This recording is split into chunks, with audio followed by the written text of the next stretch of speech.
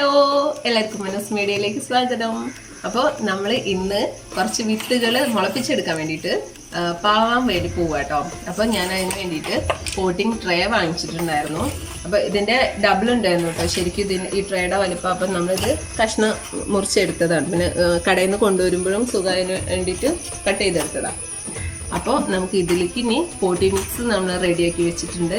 അത് നിരത്തിയിട്ട് വിത്തിടണം. അപ്പോൾ വിത്ത് ഞാൻ കുറച്ച് മുൻപ് ഒരു ചീര വിത്തിൻ്റെ അൺബോക്സിങ് ചെയ്തിട്ടുണ്ടായിരുന്നു. അത് കണ്ടിട്ടുണ്ടെങ്കിൽ എന്തായാലും കാണാൻ.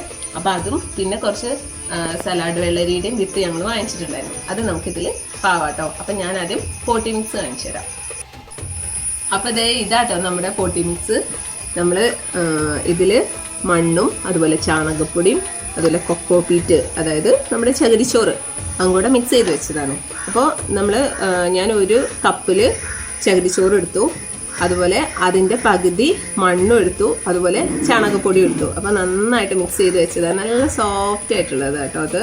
അപ്പോൾ ഇത് കണ്ടോ, ഇതിങ്ങനെ ഇതിലധികം ഇങ്ങനെ വെള്ളം പാടില്ല. അപ്പോൾ ഇങ്ങനെ ആക്കുമ്പോൾ കണ്ടോ വെള്ളമില്ല, എന്നാൽ ഇതിൽ കറക്റ്റ് ഇതിൻ്റെ പാകത്തിന് വെള്ളം ഉണ്ട് താനും. അങ്ങനെയാണ് നിൽക്കുന്നത്.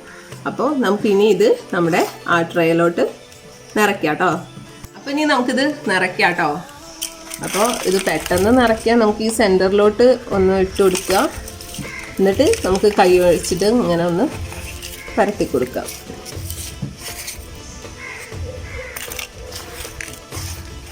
അപ്പോൾ ഇങ്ങനെ ആകുമ്പോൾ നമുക്ക് കറക്റ്റ് നല്ല രീതിയിൽ ഓരോ തൈകൾ ഉണ്ടാക്കി എടുക്കാൻ പറ്റും. ഇപ്പം നമ്മൾ വെറുതെ അങ്ങോട്ട് വിതറിയിടുകയാണെങ്കിൽ തൊട്ടൊക്കെ ആയിട്ടല്ലേ കിട്ടുക നമുക്ക്.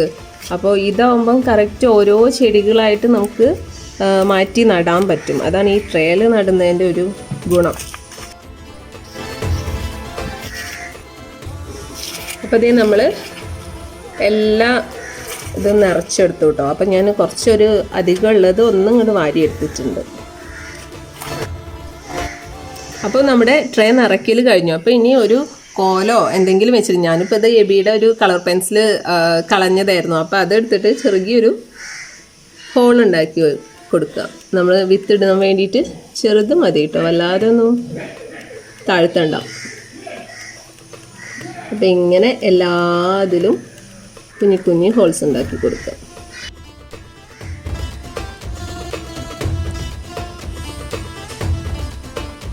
അപ്പം നമ്മൾ ഹോൾസ് ഇടലൊക്കെ കംപ്ലീറ്റ് ചെയ്തു കേട്ടോ. ഇനി സലാഡ് വെള്ളരി നമ്മൾ ഇന്നലെ വാങ്ങിച്ചിട്ടുണ്ടായിരുന്നു പറഞ്ഞില്ലേ, ഇത് 11 എണ്ണം ഉണ്ട് കേട്ടോ. അപ്പം നമുക്കിത് ഓരോന്ന് ഇട്ട് തുടങ്ങാം. ഇത് കഴിഞ്ഞിട്ട് വേണം നമുക്ക് ചീര ഇടാൻ. ചീരയുടെ പല ടൈപ്പ് വിത്തുകളുണ്ടായിരുന്നു.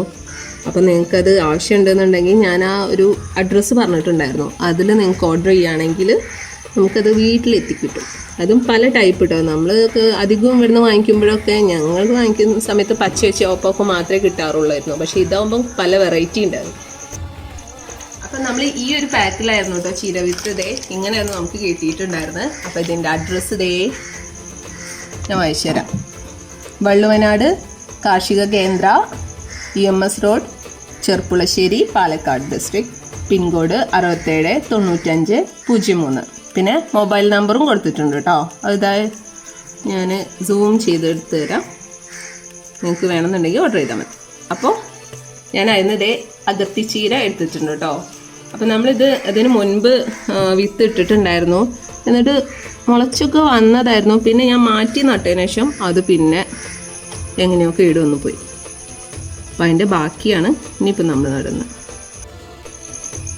അപ്പോൾ നമ്മൾ ബ്ലാക്ക് താങ്കര ചീര എടുത്തിട്ടുണ്ട് കേട്ടോ. അപ്പോൾ അത് കുറച്ചുണ്ട്. അപ്പോൾ നമുക്ക് കുറച്ച് മതിയല്ലോ. അപ്പോൾ ഞാനൊരു ഇത്തിരി കയ്യിലോട്ട് എടുത്തിട്ടാട്ടോ ഇടുന്നത്. ഇതെടുത്തിട്ട് കുറച്ച് കാരണം നമുക്ക് അധികം തിങ്ങി വളരണ്ടല്ലോ. അപ്പോൾ അതിനനുസരിച്ച് കുറച്ച് ഇട്ടാൽ മതി. എന്നിട്ട് ഇതിന്ന് നമുക്ക് അത്യാവശ്യം നല്ല ആരോഗ്യമുള്ള തൈ വേണം നടാൻ വേണ്ടിയിട്ട്.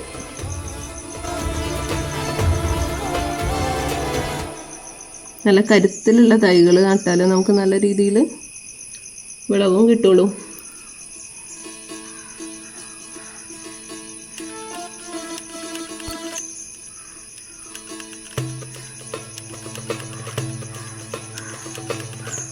ഈ ട്രേയിൽ നമ്മൾ മുഴുവനായിട്ട് വിത്തിട്ട് കൊടുത്തിട്ടുണ്ട് കേട്ടോ. അപ്പം ഇനി ഈ ഹോൾസ് ഒക്കെ നമുക്കൊന്ന് അടയ്ക്കണമല്ലോ. അപ്പം ചെറുതായിട്ട് ഇതിൻ്റെ മുകളിലൂടെ മണ്ണിട്ട് കൊടുക്കണം. നല്ലോണം അമർത്തൊന്നും ചെയ്യണ്ട കേട്ടോ, ജസ്റ്റ് ഒന്ന് പതുക്കെ ഒന്ന് ഇട്ട് കൊടുത്താൽ മാത്രം മതി. അപ്പോൾ നമുക്ക് ഇതിലൂടെ ഇങ്ങനെ ഒന്ന് ഇട്ട് കൊടുക്കാം. അധികം മണ്ണ് വരാത്ത വിധത്തിൽ കേട്ടോ. അത് പതുക്കെ ഒന്ന് ഇങ്ങനെ നിരത്തി കൊടുക്കുക. ഒരു കല്ലുണ്ട്.